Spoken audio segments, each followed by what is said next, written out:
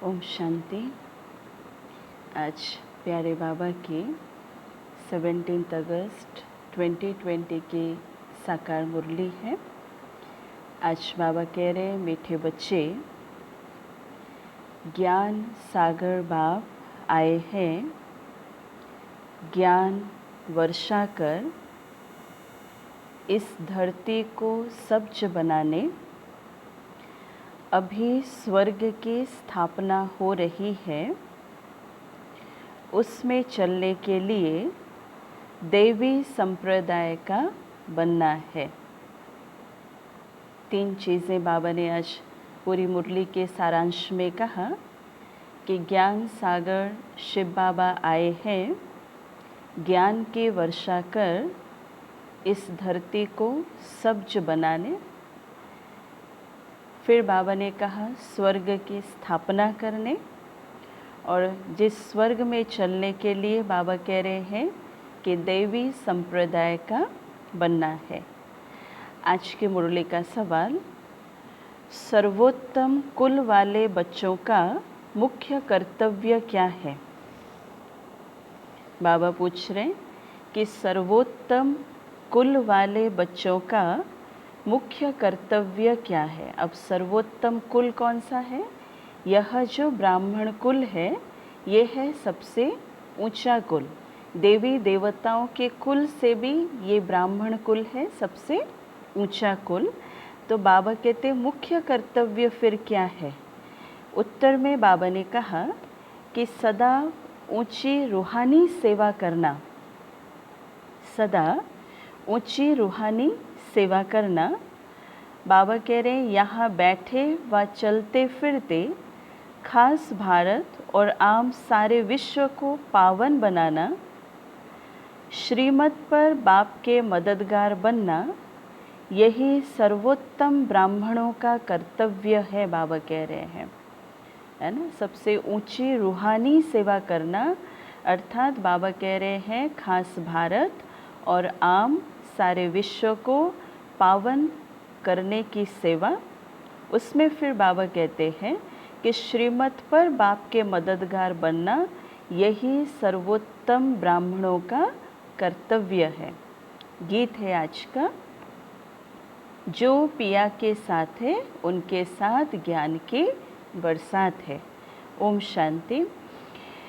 बाबा ने सुनाया कि मीठे मीठे रूहानी बच्चों प्रति रूहानी बाप समझा रहे, जो रूहानी बाप के साथ है, क्योंकि बाप है ज्ञान का सागर। अब बाबा पूछ रहे हैं कि कौन सा बाप, कौन सा बाप कहेंगे? शिव बाबा। ब्रह्मा बाबा को ज्ञान का सागर नहीं कहेंगे। शिव बाबा, जिसको ही परमपिता परमात्मा कहा जाता है, तो बाबा कहते कि एक है लौकिक जिस्मानी पिता और दूसरा है पारलौकिक रूहानी पिता। वह शरीर का पिता, वह आत्माओं का पिता, है ना। जिस्मानी पिता शरीर का पिता, और बाबा कहते हैं आत्माओं का पिता, वह पारलौकिक रूहानी पिता। तो यह बड़ी अच्छी रीति समझने की बातें हैं, और यह ज्ञान सुनाने वाला है ज्ञान सागर शिव बाबा। जैसे भगवान सबका एक है, वैसे बाबा कहता ज्ञान भी एक दे सकते हैं। जैसे भगवान सबका एक है, वैसे ज्ञान भी एक दे सकते हैं। बाकी जो शास्त्र गीता आदि पढ़ते हैं, भक्ति करते हैं, वह कोई ज्ञान नहीं, क्योंकि बाबा ने कहा उनसे ज्ञान वर्षा नहीं होती है। बाबा कहते हैं भक्ति में जो शास्त्र आदि पढ़ते, गीता आदि पढ़ते, है ना, बाबा कहता है उसमें कोई ज्ञान नहीं है, उसमें कोई ज्ञान वर्षा नहीं होती है। इसलिए बाबा ने कहा कि भारत बिल्कुल ही सूख गया है। सूख गया अर्थात उसमें और कोई भी प्रकार की और रस नहीं, ना ज्ञान जहाँ नहीं है वहाँ कोई भी प्रकार का और रस नहीं। तो बाबा कहता है यह भारत संपूर्ण रीति से सूख गया है। हाँ, फिर बाबा ने कहा कंगाल हो गया है। सूख गया है अर्थात बाबा कह रहे कि कंगाल हो गया है। वह बरसात भी नहीं पड़ती है तो जमीन आदि सब सूख जाती है ना। तो वह है भक्ति मार्ग, उसको ज्ञान मार्ग नहीं कहेंगे, क्योंकि ज्ञान से स्वर्ग की स्थापना होती है, ना कि भक्ति से। वहाँ हमेशा धरनी सब्ज रहती है, कभी सूखती नहीं। कहाँ पर? बाबा कहते सतयुग में धरनी हमेशा हरियाली रहती है, सूखती नहीं है।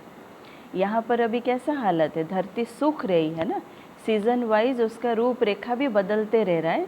लेकिन सतयुगी दुनिया जो बाबा ने कहा सदाबहार मौसम है, वहाँ धरनी कभी सूखती नहीं है। यह है ज्ञान की पढ़ाई। ईश्वर बाप ज्ञान देकर दैवी संप्रदाय बनाते।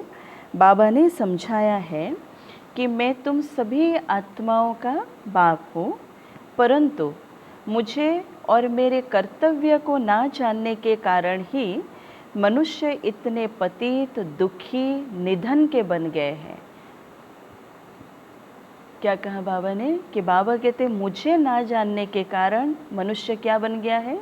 एक तो पतित बन गया, फिर बाबा कहते दुखी भी बन गए, और फिर बाबा ने कहा निधन के भी बन गए हैं। निधन के अर्थ है जिनके कोई धनी धोनी माता पिता कोई भी नहीं, इसलिए आपस में लड़ते रहते हैं, बाबा कह रहे हैं, है ना। तो घर में जब बाप नहीं होता है, बच्चे लड़ते हैं, तो कहते हैं ना कि तुम्हारा बाप है या नहीं है। किसी परिवार में अगर हम देखते हैं कि बच्चे हमेशा लड़ते रहते हैं, तो हम भी औरों को पूछते हैं ना कि इनके घर पे माता पिता है या नहीं है, कि इतने बच्चे कैसे लड़ रहे हैं। हाँ, तो बाबा भी क्या कहते देखो कि इस समय भी सारी दुनिया बाप को जानती नहीं है, और ना जानने के कारण ही बाबा कह रहे हैं कि इतनी दुर्गति हुई है। जानने से तो सद्गति होती है। सर्व का सद्गति दाता तो एक है, सर्व का सद्गति दाता एक है, शिव बाबा, और उनको बाबा कहा जाता है। उनका नाम ही शिव है, और उनका नाम कभी बदल नहीं सकता। इसलिए शिव के आगे क्या लगाया जाता? सदा शिव कहा जाता है ना, प्रीफिक्स लगाया गया है सदा शब्द का। तो बाबा कह रहे हैं कि उनका नाम कभी बदल नहीं सकता। जब सन्यास करते हैं तो नाम बदलते हैं ना। जब कोई व्यक्ति सन्यास करता है तो उसका नाम भी परिवर्तन हो जाता। बाबा कह रहे हैं शादी में भी कुमारी का नाम बदलते हैं। कन्या भी जब देखो शादी करके ससुराल जाती है, तो ससुराल में भी उसका एक अलग प्रकार के नामकरण होता है। बाबा कह रहे हैं कि यह यहाँ भारत में ही रिवाज है, बाहर में ऐसा नहीं होता है। बाबा कहते हैं यह शिव बाबा सभी का माई बाप है। गाते भी हैं कि तुम माता पिता हम बालक तेरे, तुम्हारी कृपा से सुख घनेरे। और यह भारत में ही पुकारते हैं कि तुम्हारी कृपा से सुख घनेरे, तुम्हारी कृपा से सुख घनेरे। लेकिन इसके भावार्थ क्या है, यह इंसान को पता नहीं चला। भले भारत में ये गायन है, लेकिन ये गायन किस लिए है, क्यों है, किसके लिए है ना। बाबा जैसे कहते हैं इसके भावार्थ को भी कोई नहीं पहचाना, कोई नहीं जाना। अब बाबा ने सुनाया कि यह शिव बाबा सभी का माई बाप है। बाबा कहते ऐसे नहीं कि भक्ति मार्ग में भगवान कृपा करते आए हैं। बाबा ने कहा कि नहीं, भक्ति में सुख घनेरे होते ही नहीं, भक्ति में सुख घनेरे होते ही नहीं। अगर कोई भक्ति किया भी और बहुत न्योधा भक्ति अगर करते भी हैं, तो मुश्किल से 1-2 जन्म उनको अपनी प्रारब्ध मिल जाती है, ना कि सदा के लिए। हाँ, तो वहाँ सुख घनेरे तो होते ही नहीं। बच्चे जानते हैं कि स्वर्ग में बहुत सुख है, वह नई दुनिया है। पुरानी दुनिया में दुख ही होता है।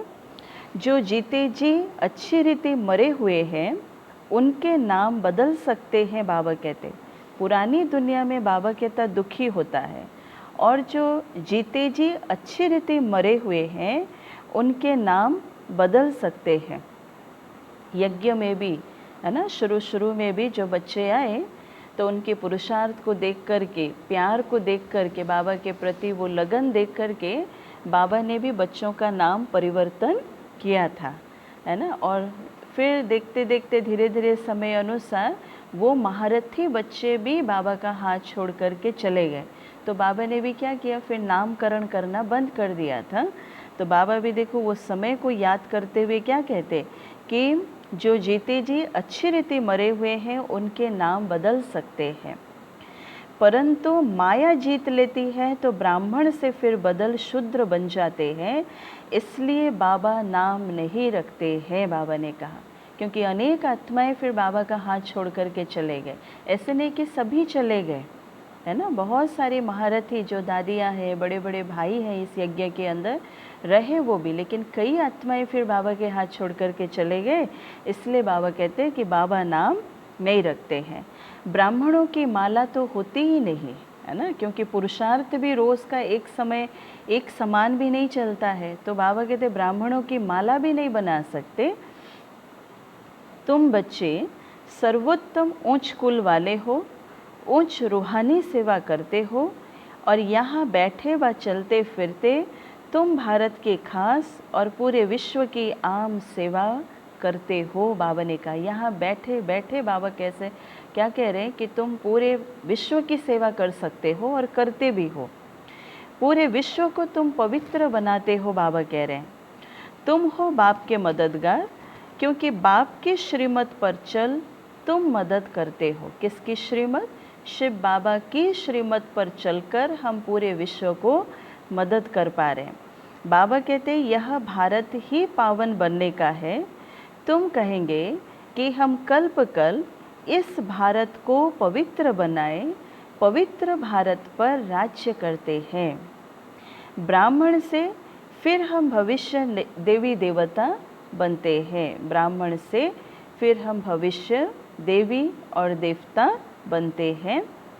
इसलिए विराट रूप का भी चित्र है ना, बाबा ने कहा विराट रूप का चित्र, जिसमें पूरे चोटी में ब्राह्मण आत्माओं को दिखाया गया है ना, मुख में जिसमें देवी देवताओं को दिखाया गया, भुजाओं में क्षत्रियों को दिखाया गया, पेट में वैश्यों को दिखाया गया तथा पाँव में शूद्रों को दिखाया गया।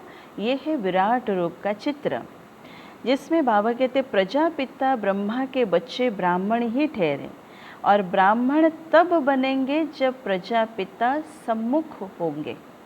जब प्रजापिता सम्मुख होंगे तभी ब्राह्मण बन सकेंगे। अभी तुम सम्मुख हो, बाबा कह रहे हैं। ये संगम युग है। बाबा कहते अभी तुम सम्मुख हो। तुम हर एक प्रजापिता ब्रह्मा की औलाद अपने को समझते हो ना। भले ब्रह्मा बाबा अव्यक्त हो गए, लेकिन जो भी आत्माएं वर्तमान समय बाबा के बच्चे बनते हैं उनको भी महसूस होता है कि हम प्रजापिता ब्रह्मा के भी बच्चे हैं, ब्राह्मण और ब्राह्मणियाँ। तो बाबा भी क्या कह रहे हैं कि ब्राह्मण तब होंगे जब प्रजापिता सम्मुख होंगे, और यह युक्ति है। बाबा कह रहे हैं कि तुम हर एक प्रजापिता ब्रह्मा की औलाद समझते हो ना। औलाद समझने से भाई बहन हो जाते हैं। औलाद समझने से बाबा कहते प्रजापिता ब्रह्मा के बच्चे आपस में भाई बहन।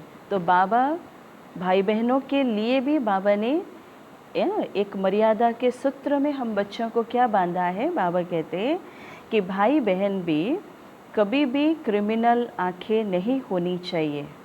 भाई बहन की कभी भी क्रिमिनल आँख नहीं होनी चाहिए।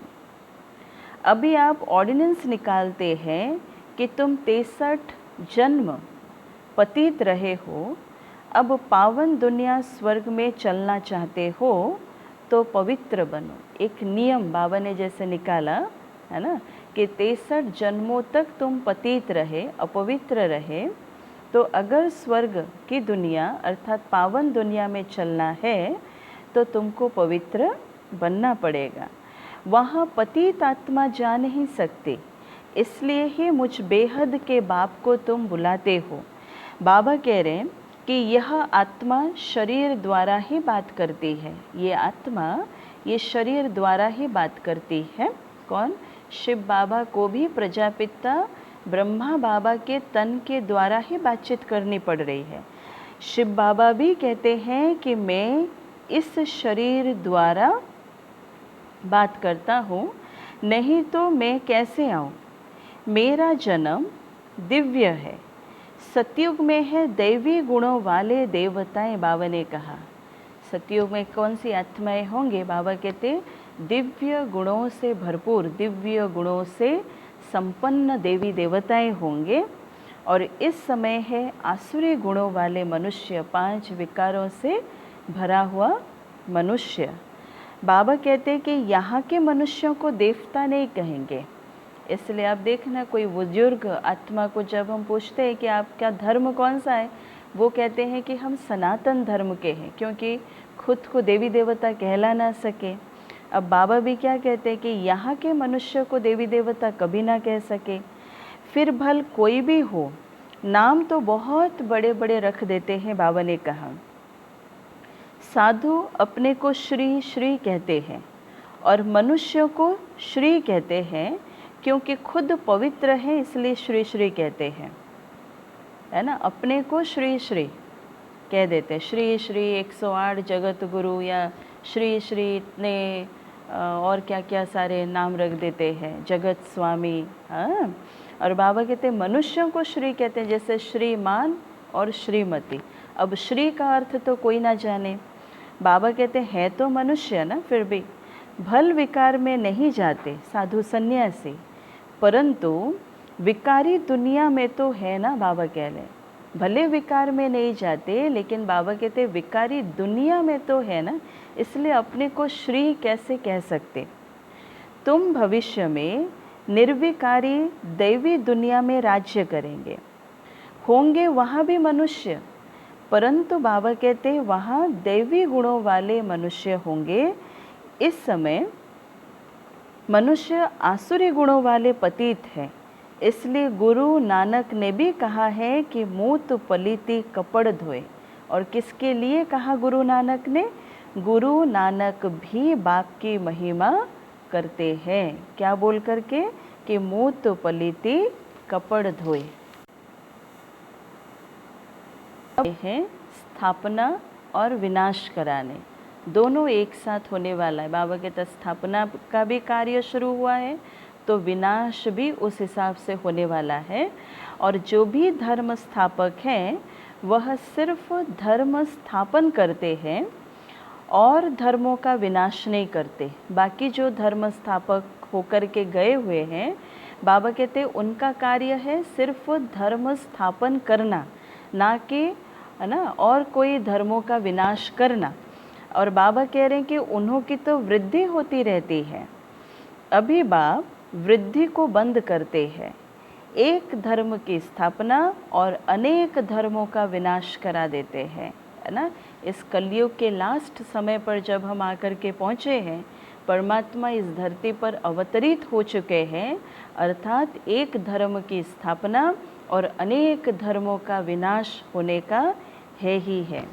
तो यह ड्रामा अनुसार बाबा कहते होना ही है। बाप कहते हैं कि मैं आदि सनातन देवी देवता धर्म की स्थापना कराता हूँ, इसलिए जिसके लिए तुम पढ़ाई पढ़ रहे हो, है ना। और बाबा हम बच्चों को पढ़ा रहे हैं। सतयुग में अनेक धर्म होते ही नहीं, क्योंकि ड्रामा में इन सब के वापस जाने का नूंद है। बाबा ने कहा सतयुग में अनेक धर्म होते नहीं, बाबा कहते ड्रामा में इन सब के वापस जाने का नूंद है। इस विनाश को कोई भी टाल नहीं सकते, बाबा कह रहे हैं। लास्ट में जो विनाश होने वाला है, बाबा कह रहे हैं कि यह विनाश को कोई भी टाल नहीं सकते। नेचुरल कैलामिटीज़ को कौन रोक सकेगा? वो तो मनुष्य के हाथ में नहीं है।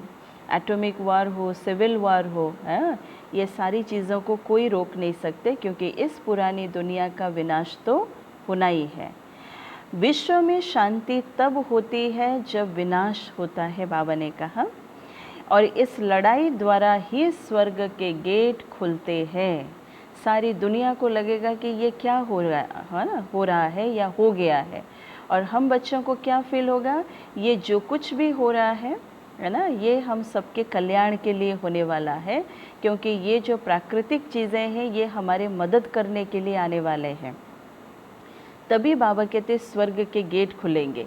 तो ये भी तुम लिख सकते हो कि यह महाभारी लड़ाई कल्प पहले भी लगी थी, तुम प्रदर्शनी का उद्घाटन कराते हो तो ये लिखो कि बाप परमधाम से आए हैं हेवन का उद्घाटन करने के लिए। बाबा कहते ये लिखो, आश बाबा ने कहा। बाप कहते हैं कि मैं हेवनली गॉड फादर हेवन का उद्घाटन करने आया हूँ, इसलिए बच्चों की ही मदद लेता हूँ स्वर्गवासी बनाने के लिए। बाबा भी बच्चों के बिना कुछ नहीं कर सकते और हम बच्चे भी बाबा के बिना कुछ नहीं कर सकते। इसलिए इस संगम युग पर हम दोनों का पाठ इकट्ठे चल रहे, जो कि पूरे 5000 साल में और कोई युग में चलने वाला नहीं है। बाबा कहते कि इतनी सब आत्माओं को पावन नहीं तो कौन बनाए। बाबा ने कहा ढेर आत्माएं हैं ना, घर घर में तुम यह समझा सकते हो।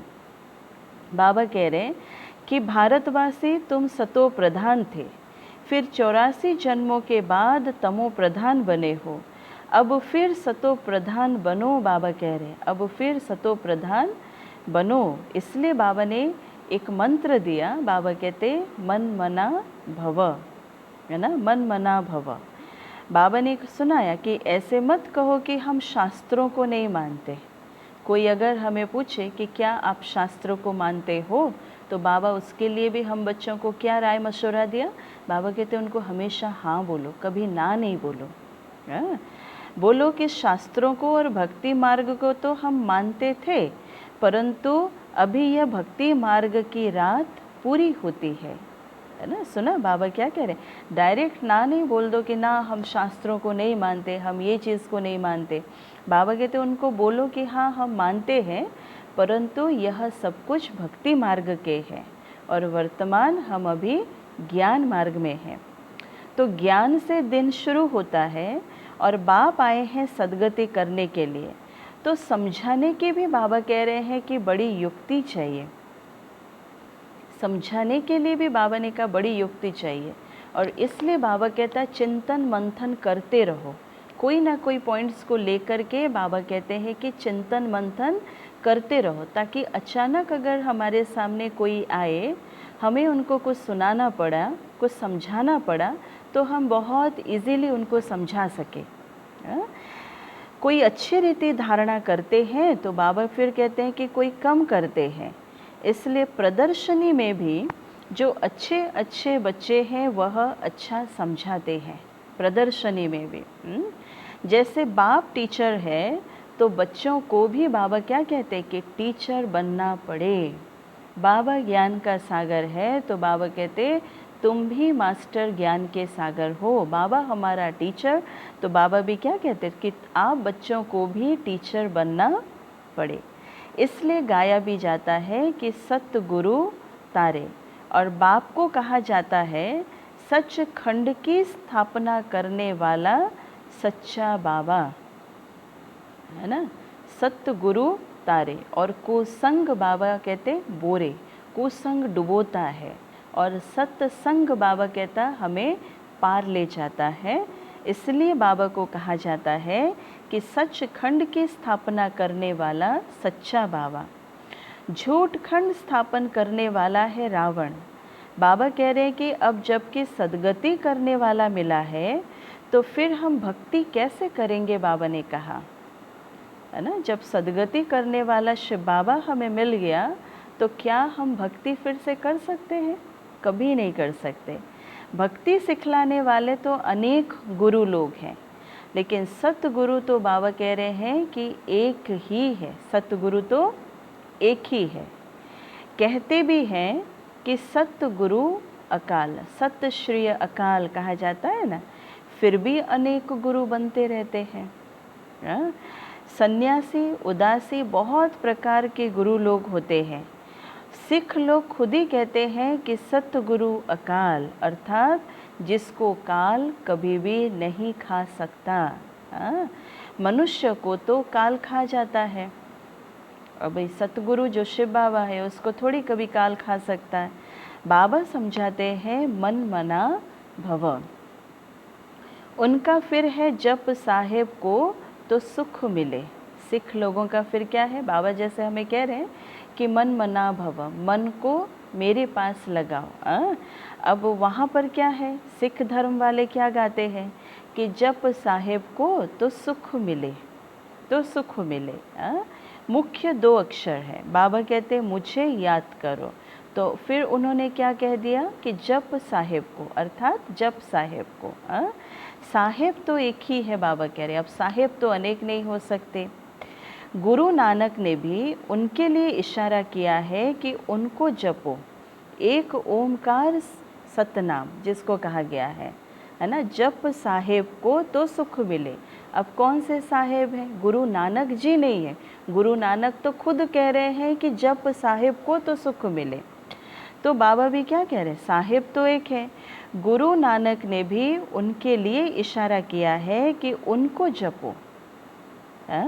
वास्तव में तुमको जपना नहीं है, लेकिन बाबा कहते याद करना है, जपना नहीं है। जैसे भक्ति में राम राम राम राम श्री हरे कृष्ण कहते आए ना, तो बाबा कहते यहाँ जपना नहीं है, लेकिन अजपा जाप चलता रहे, अर्थात याद करते चलो। बाबा ने कहा मुख से कुछ बोलो नहीं, बाबा कह रहे मुख से कुछ बोलने की ज़रूरत नहीं है, शिव शिव भी कहना नहीं है। अनेक भाई बहनें देखना शिव शिव शिव शिव भी कहते रहते हैं। बाबा कहते शिव शिव भी कहना नहीं है, तुमको तो जाना है शांति धाम, तो अब बाप को याद करो। बाबा ने कहा अजप्पा जाप भी एक ही होता है जो बाप सिखलाते हैं। वह कितने घंटे बजाते, आवाज़ करते, महिमा करते हैं। जब जाप करते हैं तो कैसे करते, ऐसे एक जगह पर साइलेंस में बैठ कर के उनका अजप्पा जाप नहीं चलता। उनका कैसे चलता है, कितने घंटे कीर्तन, है ना, कितनी आवाज़ करते, कितनी महिमा करते। और क्या कहते हैं कि अच्युतम केशवम, उसके पीछे भी गायन है ना कि अच्युतम केशवम कृष्ण दामोदरम। बाबा कहते लेकिन एक भी अक्षर को समझते नहीं। बाबा कह रहे लेकिन एक भी अक्षर को समझते नहीं, सिर्फ गीत में बनाया गया गीत ऐसा, और भक्ति में उसको सिर्फ गाते चले। बाबा कहता समझते ही नहीं। सुख देने वाला तो एक ही बाप है, बाबा कह रहे, इसलिए उस परमात्मा को ही सुख का सागर कहा गया है, क्योंकि सुख देने वाला वो परमात्मा शिव बाबा ही है। व्यास भी उनको ही कहेंगे, व्यास। बाबा कहते उनमें नॉलेज है जो देते हैं, उनमें नॉलेज है जो देते हैं, सुख भी वही देते हैं। बाबा कहते कि तुम बच्चे समझते हो कि अब हमारी चढ़ती कला होती है, सीढ़ी में कलाओं को भी दिखाया है ना, तुम बच्चे समझते हो सीढ़ी में कलाओं को भी दिखाया है ना, कि सतयुग में 16 कला से संपूर्ण, त्रेता युग में 14 कला से, फिर द्वापर में 8 कला से, और कलयुग के लिए बाबा कहता और कोई भी कला नहीं रहता। तो सीढ़ी में यह कला दिखाया गया। बाबा कह रहे इस समय कोई भी कला नहीं है इस आत्मा में। बाबा कहते हैं सतयुग में जहाँ पर ये आत्मा 16 कला संपूर्ण थी, और इस कलयुग की दुनिया में बाबा कहते इस आत्मा में और कोई भी कला नहीं है। इसलिए गाते हैं कि मुझ निर्गुण हारे में कोई भी गुण नहीं। और बाबा याद दिला रहे हैं कि बच्चे एक निर्गुण संस्था भी है। अब बाप कहते हैं कि बालक तो महात्मा मिसल होता है, छोटा जो बालक बच्चे रहते हैं महात्मा मिसल होते हैं, उनमें कोई अवगुण नहीं है, उनको पता ही नहीं है विकार क्या चीज़ है। जो छोटे छोटे बच्चे होते हैं उनको पता ही नहीं रहता है कि ये विकार क्या चीज़ है। देखो उनका फिर नाम रख देते हैं निर्गुण बालक। अगर बालक में गुण नहीं तो बाप में भी नहीं, सब में अवगुण है। फिर गुणवान तो सिर्फ देवताएं बनते हैं। बाबा ने कहा कि नंबर 1 अवगुण है जो बाप को ही नहीं जानते। नंबर 1 अवगुण है, बाबा कह रहे हैं कि जो बाप को ही नहीं जानते। और दूसरा अवगुण है जो विषय सागर में गोते खाते हैं। दूसरा अवगुण है कि जो विषय सागर में गोते खाते हैं। बाबा कहते हैं कि बच्चे आधा कल्प तुमने गोता खाया है विषय सागर में। इसलिए ये हालत है। अब मैं ज्ञान सागर तुमको क्षीर सागर में ले जाता हूँ। मैं तो क्षीर सागर में जाने के लिए तुमको शिक्षा देता हूँ। बाबा क्षीर सागर की दुनिया में नहीं जाते, लेकिन बाबा हम बच्चों को भेज देते हैं, इसलिए वह शिक्षा देते हैं। इसलिए बाबा ने क्या कहा कि मैं इनके बाजू में आकर बैठता हूँ। किसके बाजू में आकर के? यह ब्रह्मा बाबा के बाजू में आकर के बैठते हैं, जहाँ आत्मा रहती है, और मैं स्वतंत्र हूँ। ऐसे नहीं कि शरीर का आधार लिया तो बाबा भी है ना एक अधीनता में आ जाएंगे, वो नहीं है। बाबा कहते मैं इनके बाजू में आकर के बैठता हूँ और मैं स्वतंत्र हूँ, बाबा ने कहा।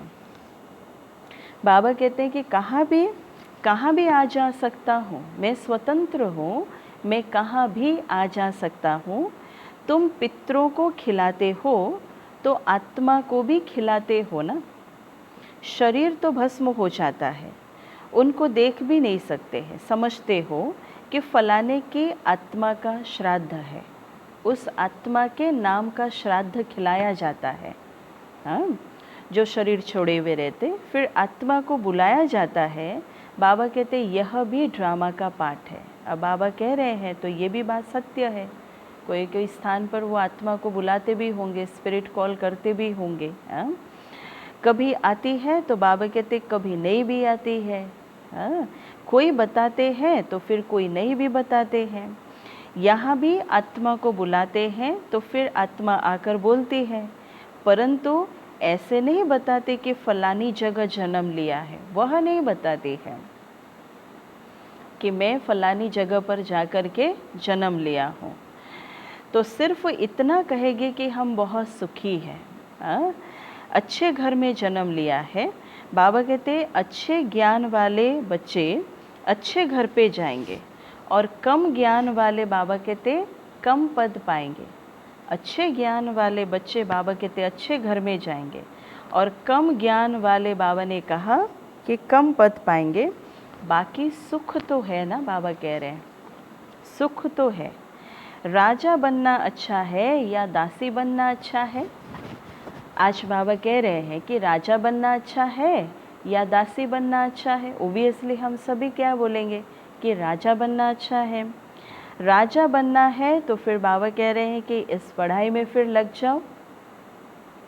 ये जो बाबा पढ़ाई पढ़ा रहे हैं, बाबा कहते इस पढ़ाई में लग जाओ। दुनिया तो बहुत गंदी है, दुनिया के संग को कहेंगे कुसंग। एक सत्य का संग ही पार करता है, बाकी सभी संग बाबा कहते डुबोने वाले हैं, डुबोने वाले। हाँ, बाप तो सबकी जन्म पत्री जानते हैं ना। एक बार नहीं, कई बार बाबा मुरलियों में क्या कहते कि बाप जानी जाननहार नहीं है, और बाबा कई बार क्या कहते, बाबा सबकी जन्म पत्री को जानते हैं। अब किस चीज़ को मानेंगे? क्या बाबा सबकी जन्म पत्री को जानते हैं?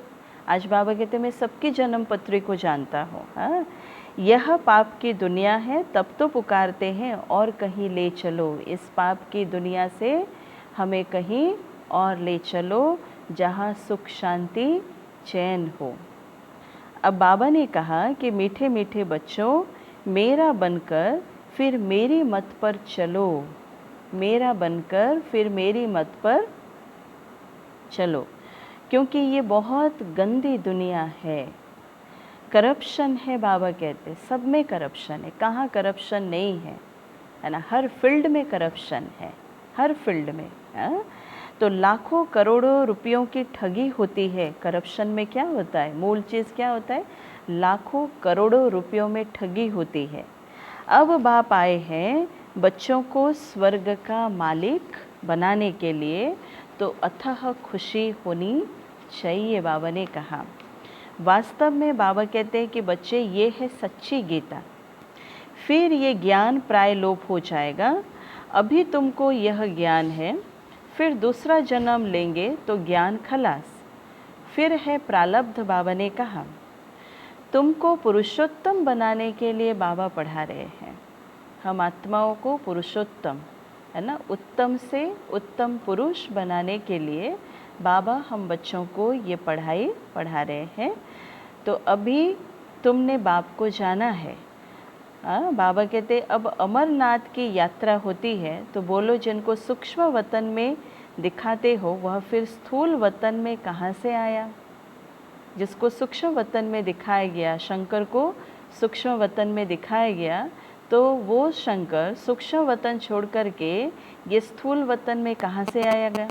बाबा कहते पहाड़ आदि तो यहाँ है ना, सूक्ष्म वतन में तो नहीं है। वहाँ पतित हो कैसे सकते जो पार्वती को फिर ज्ञान देते हैं। बर्फ का लिंग बैठ हाथ से बनाते हैं। ब्रह्मा बाबा का देखा हुआ सब कुछ है, क्या नहीं देखा है। बाबा हर स्थान बाबा देखा था। ब्रह्मा बाबा कैसे वहाँ अमरनाथ में कैसे वो शिवलिंग को बर्फ़ में बनाया जाता है ना, रातों रात बना करके फिर दूसरा वहाँ पर रख देते हैं। बाबा का देखा हुआ सब कुछ है। इसलिए बाबा कहते हैं कि बर्फ़ का लिंग बैठ हाथ से बनाते हैं, वहाँ तो कहाँ भी बना सकते। और मनुष्य कितने धक्के खाते हैं, बाबा कहते हैं वैसे बर्फ़ का शिवलिंग तो कहीं पर भी बना सकते हैं। समझते नहीं कि शंकर के पास पार्वती कहाँ से आई जो फिर उनको पावन बनाएंगे। शंकर कोई परमात्मा नहीं है, बाबा कहते हैं, है ना, जो कि हम सभी बच्चे जान गए हैं। वह भी देवता है। मनुष्य को कितना समझाया जाता है फिर भी समझते नहीं हैं, पारस बुद्धि बन नहीं सकते।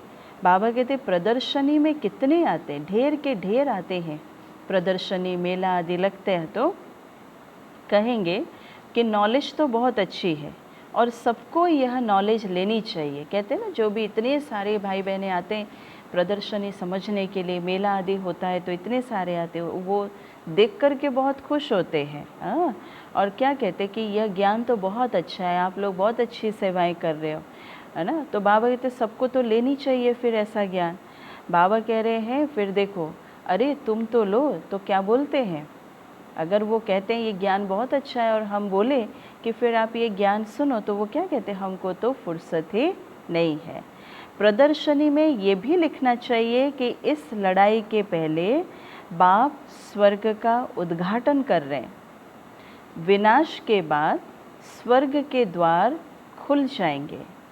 बाबा ने कहा था हर एक चित्र में लिखो कि पारलौकिक परमपिता परमात्मा त्रिमूर्ति शिव भगवानो वाच, जो कि हर प्रदर्शनी के चित्र में लिखा भी हुआ है।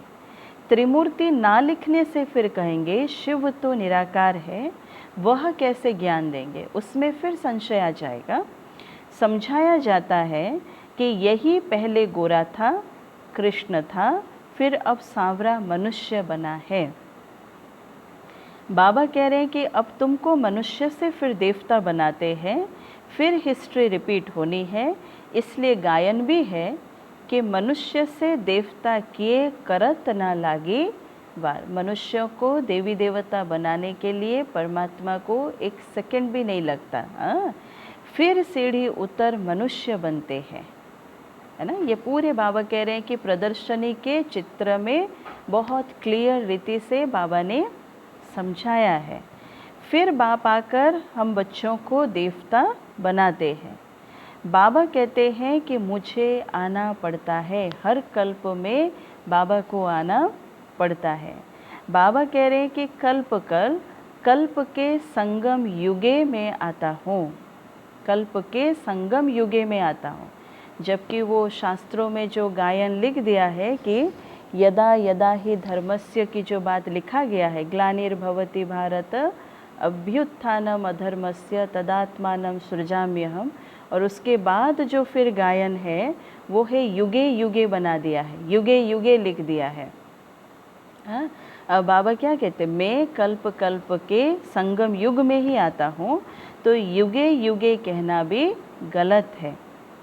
मैं संगम युग पर आकर तुमको पुण्य आत्मा बनाता हूँ, तो फिर रावण तुमको फिर पापात्मा बना देते हैं। बाप ही पुरानी दुनिया को नई दुनिया बनाते हैं, क्योंकि ये शक्ति बाबा कहता कि और किसी के पास भी नहीं है। धर्म प्रवर्तकों के पास भी वह ताकत नहीं थी कि वह पूरे विश्व को स्वर्ग बना दे। बाबा कहते यह समझने की बातें, ये सिर्फ सुनने तक की बात नहीं है, ये सारी बातें समझने की बात है और समझ करके उसको अपने अंदर भरने की बात है। अच्छा, मीठे मीठे सिके लधे बच्चों प्रति माता पिता बाप दादा का याद प्यार और गुड मॉर्निंग। रूहानी बाप के रूहानी बच्चों को नमस्ते। हम रूहानी बच्चों की रूहानी माता पिता बाप दादा को याद प्यार गुड मॉर्निंग और नमस्ते। धारणा के लिए मुख्य सार फर्स्ट पॉइंट बाबा कह रहे हैं, बाप के समान टीचर बनना है।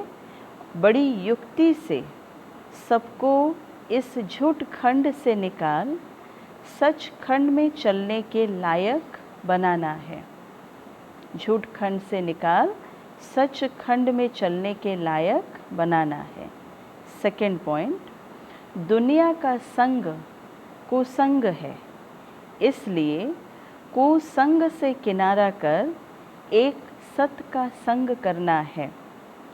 उच्च पद के लिए इस पढ़ाई में लग जाना है और एक बाप के मत पर ही चलना है। आज का वरदान बाबा ने क्या कहा, देखो कि संतुष्टता द्वारा सर्व से प्रशंसा प्राप्त करने वाले सदा प्रसन्न चित्त भव।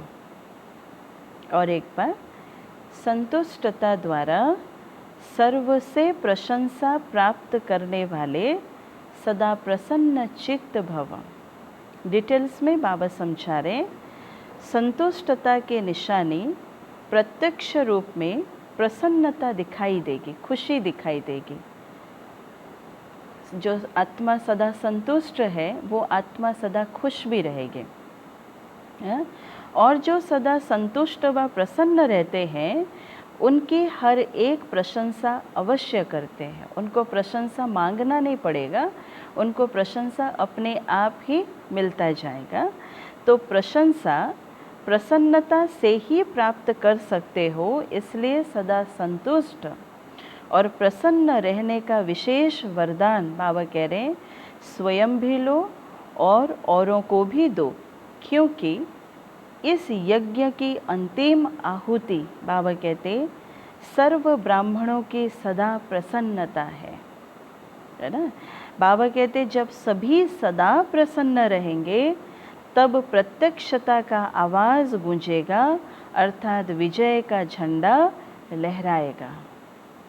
इवन ब्रह्मा कुमारी इसको आप देखो, जो भी देखते हैं तो बाहर वाले भी क्या कहते हैं कि आपको जब भी देखते हैं तो आप हमेशा खुश ही नज़र आते हो। इसके पीछे कारण क्या है ना। ये बात अगर, ये राज अगर सबको पता चल जाए तो सभी प्रसन्न रहना शुरू कर देंगे, सभी संतुष्ट रहना शुरू कर देंगे। स्लोगन आज का बाबा कह रहे हैं कि डायमंड बन, डायमंड बनने का मैसेज देना ही डायमंड जुबली मनाना है। डायमंड जुबली कैसे मनाओ बाबा कह रहे हैं, कोई भी आत्मा अपना डायमंड जुबली मना सकते हैं। कैसे मना सकते हैं? बाबा कहते हैं कि डायमंड बन, डायमंड बनने का मैसेज देना ही डायमंड जुबली मनाना है। ओम शांति।